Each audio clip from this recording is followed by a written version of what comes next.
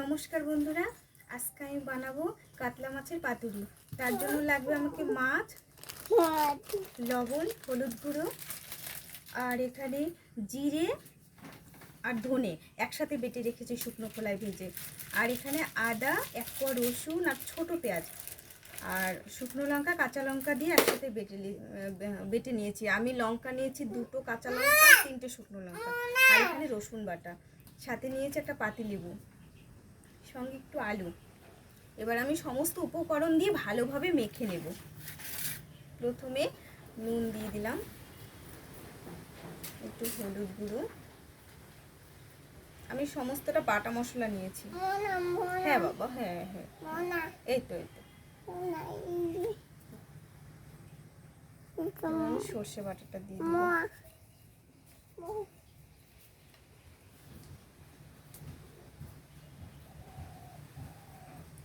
লেবুটা আপনারা দিতেও পারেন, নাও দিতে পারেন। আমি লেবুটা দিলাম একটু, যদি ঝাল বেশি হয়ে যায়, অনেক সময় হয়ে যায় আমাদের রান্না করতে গিয়ে, তো সেখানে সমতা বজায় রাখবে, আর একটু টকটকও করবে, ভালো লাগবে।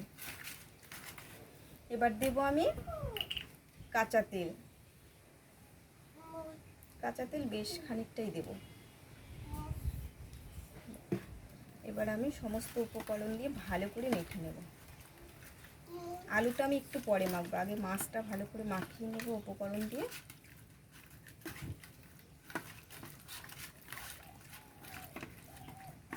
ব্যাস, মাছটা মাখানো হয়ে গেছে। এবার আমি কলা পাতায় দেব। কলা পাতায় কিন্তু আমি তেল দিয়ে আগে মাখিয়ে রেখেছি কলা পাতাটা। এবার এটা বসিয়ে দেব।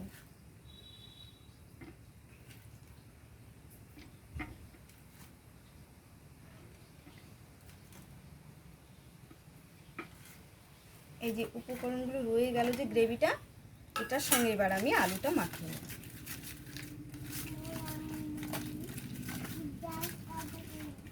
আলুটা আপনারা চাইলেও দিতে পারেন, না দিলেও অসুবিধে নেই।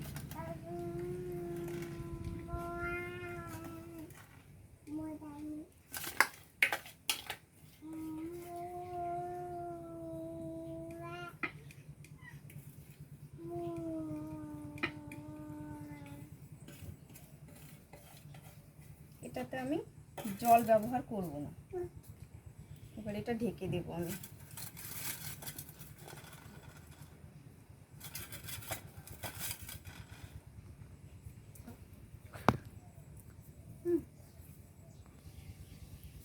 হ্যাঁ বন্ধুরা, মাখিয়ে এবার কলা পাতায় দিয়ে দিলাম।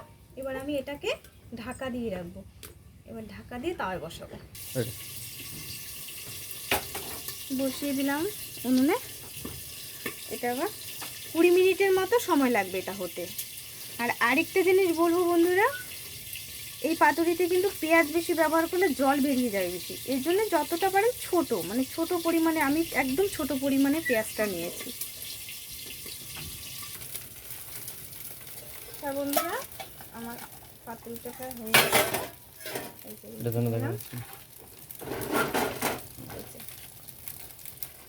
এবার আমি নামিয়ে পরিবেশন করে দেখাচ্ছি।